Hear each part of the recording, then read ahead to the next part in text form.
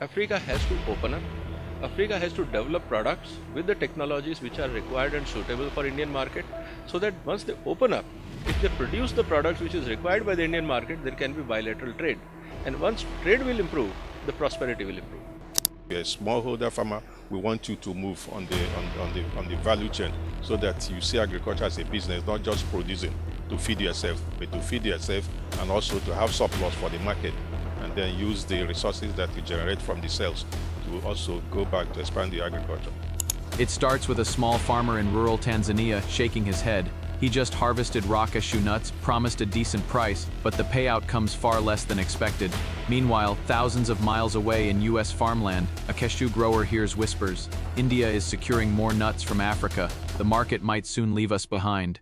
What if I told you these two farmers, one in East Africa, one in the US, are fighting the same invisible force?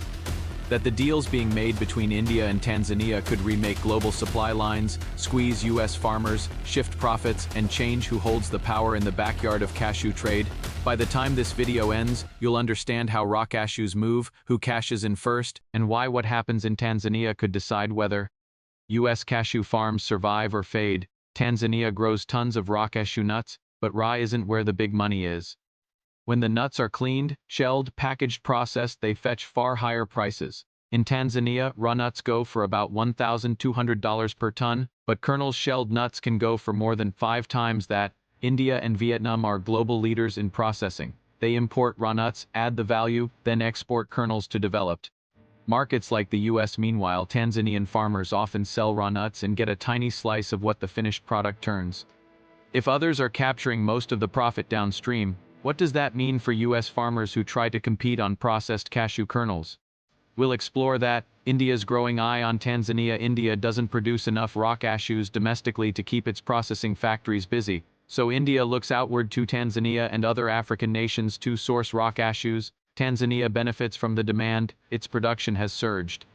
Last season, Tanzania shipped over 420,000 tons of raw cashews, reaching record exports. But most of these exports are raw, destined for processing factories abroad, especially India. India's factories are hungry. As processing capacity grows, so does raw nut import. This sets up big contracts, often securing raw nuts early, which means competition for raw supply tightens.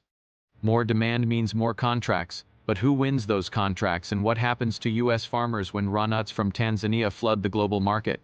Tariffs, trade policies, and market access. Trade policies are rarely neutral. They favor some players, big processors, importing nations, countries with infrastructure, and penalize others. The US imposes tariffs on some cashew imports, especially processed kernels from countries like Vietnam. India's tariff and trade regime allows raw cashew to move relatively freely for processing, giving India's processors an advantage when sourcing from Tanzania instead of buying kernels. Because India does so much of the processing, it shapes what prices raw nuts in Tanzania get, often driving them down by buying in bulk and using efficient supply chains. As India captures more raw supply and processes it, what effect does this have on US farmers who grow cashews and on US price for kernels? What happens when demand shifts?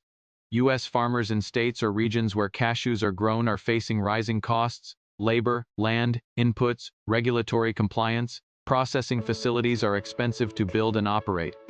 They also compete with larger global processors in India and Vietnam who benefit from scale, lower labor costs, cheaper energy, and proximity to raw sources. If raw nuts are more freely available and cheaper in Tanzania or India's supply networks, Indian processors can undercut prices for kernels globally. Thus, US processors may find it hard to compete on price, and US farmers selling raw or even processed kernels face margin squeeze.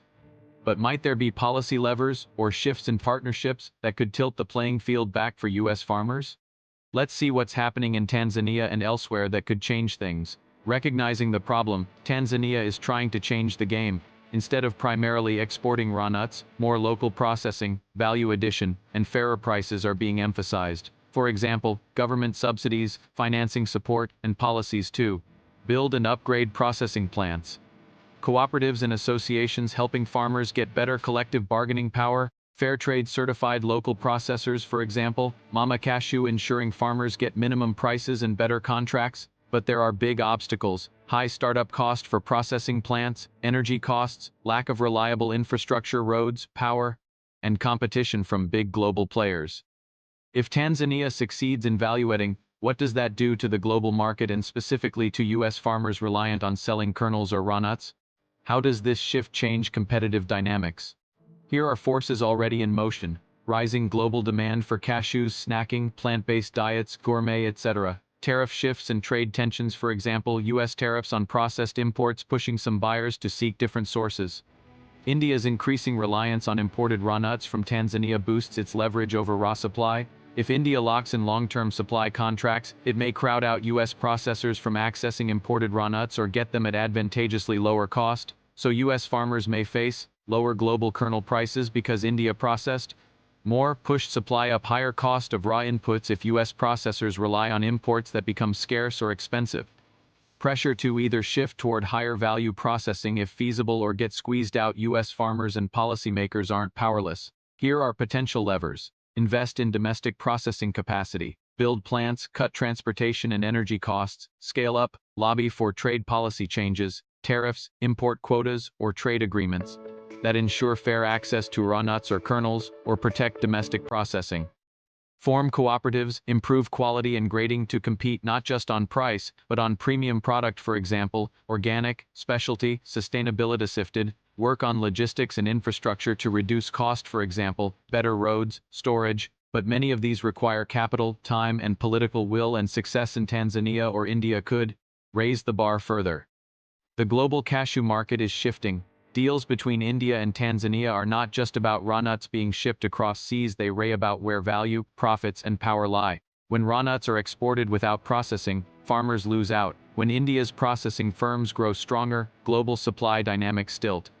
For U.S. farmers, India's deepening ties with Tanzanian raw cashew supply is a looming force. Cheaper input costs, market access advantages, stronger positions for foreign processors, yet it's not all forgone. If U.S. farming communities invest in processing, demand quality, adapt to global pressures, and if trade policy supports them, there's still room to survive and even thrive.